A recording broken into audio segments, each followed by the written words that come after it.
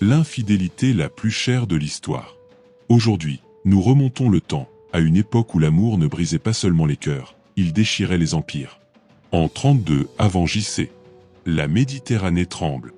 Une reine égyptienne et un général romain sont sur le point de commettre l'erreur la plus coûteuse de l'histoire.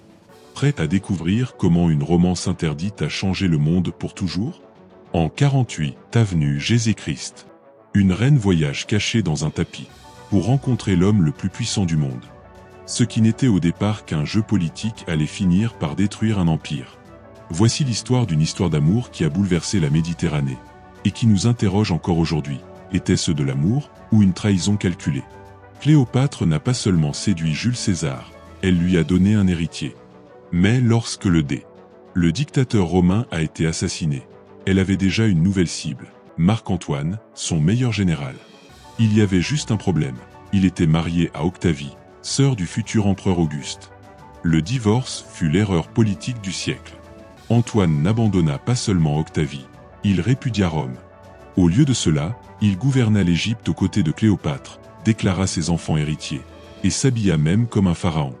Pour Auguste, c'était une haute trahison. 31 avenue Jésus-Christ. La flotte d'Auguste écrasa les amants à Actium.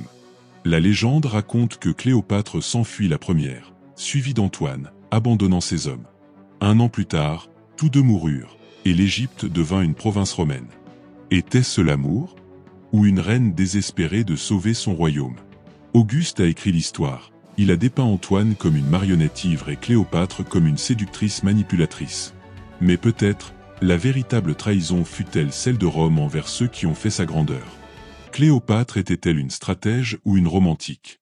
Votez, pour l'amour ou pour le pouvoir. Et abonnez-vous pour plus d'histoires interdites des temps anciens. Cloche.